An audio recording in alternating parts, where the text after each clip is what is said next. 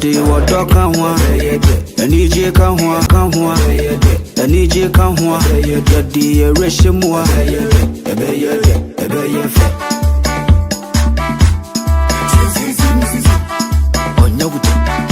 That next watching was quick, on the mark, as he got the ball out of danger zone. Strong tackles we've seen in the match. Cliff Mutanga. Salim did very well. Since the days of Shamokwe, we've been there. Is back again. Since the days of Abeta Saki, we've been there. Women's Premier League is back again. Since the days of Asamoah John, we've been there. We've been there. Ghana Premier League is back again. Since the days of Ishmael Ado, we've been there. We've been there. So this is our own. Let's cherish our own. Ghana Premier League is back again. This is our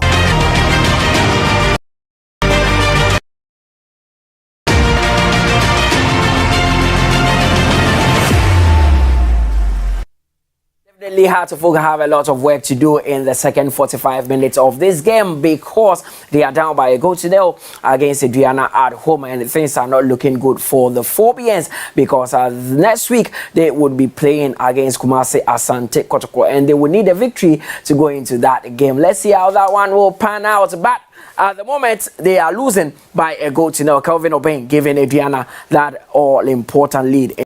Staff. My name is Mutala Yakubu, still here in the studios of Star Times at the channel 247. I'm with Felix Romack and of course Alfred Hansen as well.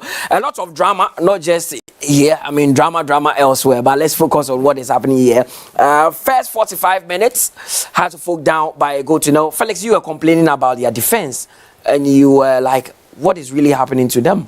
Mutala, I don't know what kind of they are playing, especially in defense. It's strange. High defensive line. Yeah. You see them, the central defenders on the edge of the center line, and Aduana find a way to exploit that space behind their back four, and they are putting the ball through to Kevin Obeng.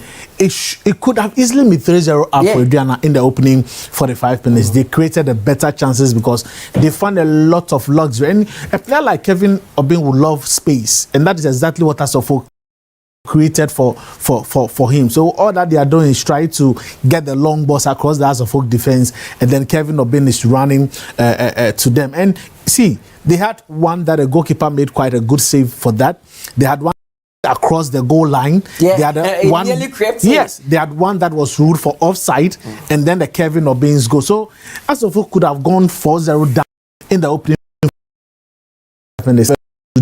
That defensive high line. I don't know why they are playing that kind of system in this particular game. Hansen, it's a 4-4-2, but it seems to be with a high line because anytime the ball is lofted over the midfielders, there are no defense to chase Kevin Obeng. Yeah, I think Ouattara has adopted the high line because he wants to press Aduana and wants to keep them in their own half. And there's nothing wrong playing the high line. But one key principle in playing the high lines, if you play the high line, you always have to apply pressure on the ball when the opponents have it. And that is what House of Folk are not doing. Because when you push up, you leave a lot of space behind you. And when you don't put pressure on the ball when your opponents have it, it's very one easy ball over the top of the defenders, and then you have found one thing. And the last thing defenders want to do is running towards their own goal, trying to chase the ball and to defend. And that's exactly what House of Folk are doing. And they're actually playing into the hands of Aduana, because with a pacey striker like Kevin Obeng, you don't want to give him that much room to run into. And the goal came in the 10th minute. That was early part in the game when House of Folk had not settled. Aduana had already settled. It was just one long ball from the top. And I was asking myself, where is Besima? Where is Opuafrani as well? We need me how to run through. And the goalkeeper did his best, but Felix, it wasn't enough. Of course. And before the 10th minute when Kevin scored that particular goal, there were early signs of the dangers. And I'm surprised that they didn't spot that. and play high line, but look at the three defenders. They were too close together. The distance between themselves were that small. So when the ball was floated across the back four, they were all together in the same places. Look at them. Look at the distance between the three Suffolk defenders. It was poor marking. And you defenders, you just have to make sure that you have good distance between yourselves. But they were all together in one place, and then the four players together with Kevin Obin were all chasing one ball. But Kevin had enough speed because he knew very well that even time to think about what he wanted to do. And you see, he's been doing this several times in the game. The first time was flag offside. This time around, he timed his run to perfection, and he had to score that particular goal. The biggest challenge for Hearts of Oak is that they've not created enough clear-cut chances. I mean, it's been half chances that are falling to the likes of Issa Kuka. They lacked a bit of creativity. They've made 2 substitutions in the first half. Wineme coming on for the injured Agbesima, and they've not created the chances because of the way, because of how Aduana have set up. Aduana behind the ball, apart from Kevin Oben, who they've left up front. So space, and House of Oak is still trying to go through the middle. They are struggling. I think the best option would be to play through the flanks, go wide. Stretch, always going to run into a breach. And then you can see, if you pause it here, you can the number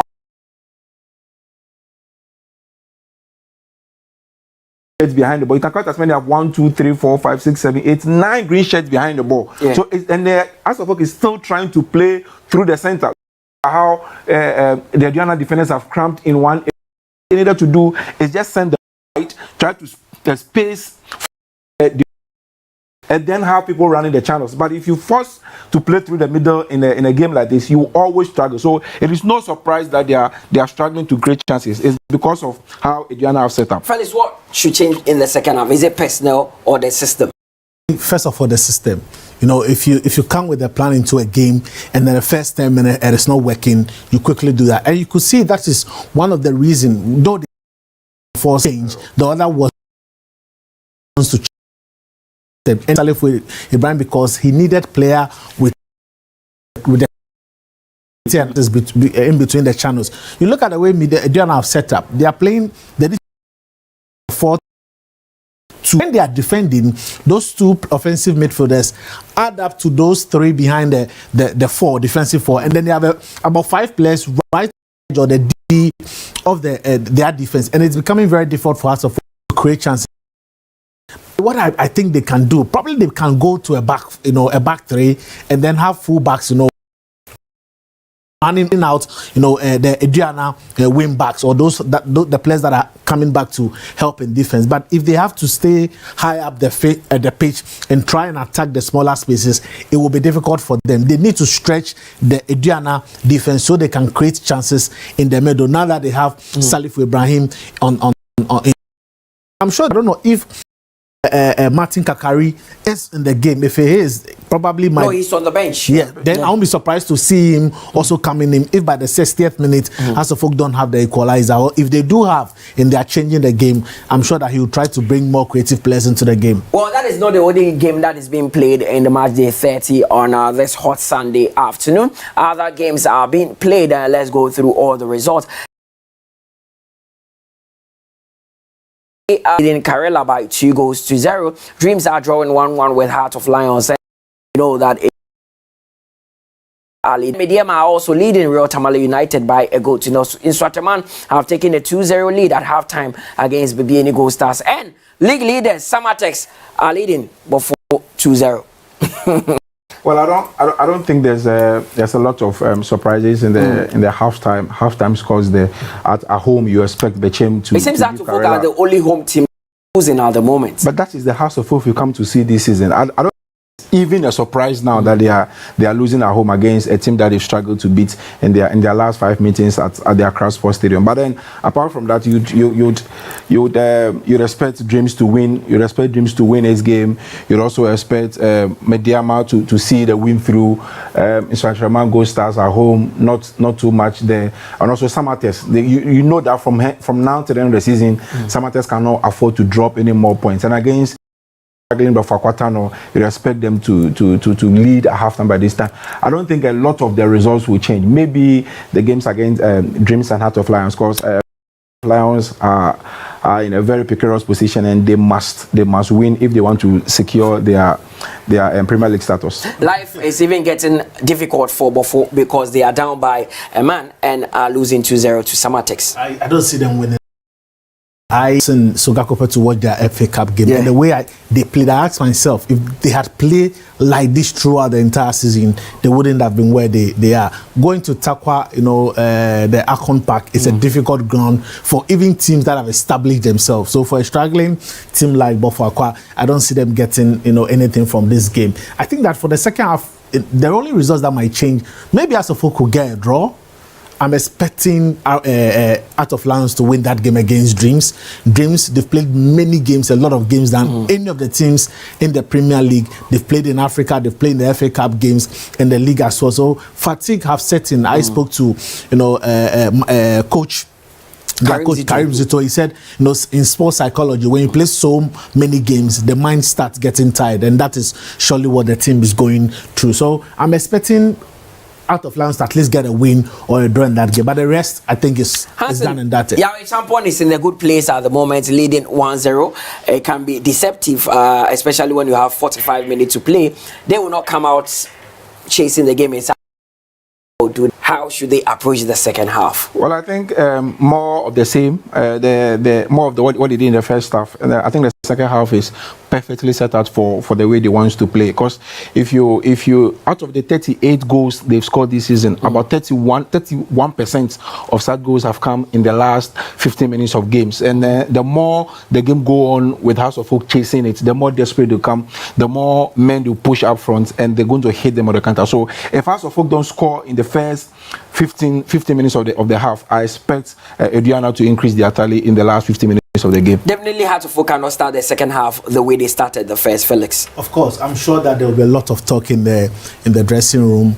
The centre backs and then Kosa are too close together. He would want to create some space, or at least if for nothing at all, they stay very compact and try as much as possible the ranks of Kevin Obe. If it's possible, you can even go into man marking just to stop him, because they are not being offensive. They are playing with one top. So if you stop their outlet to go, you can stand a chance. Okay, we go back for the second half because Heart of Oak are down by a goal to nil.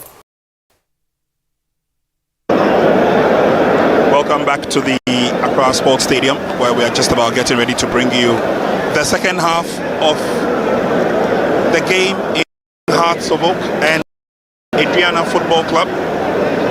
At the end of the first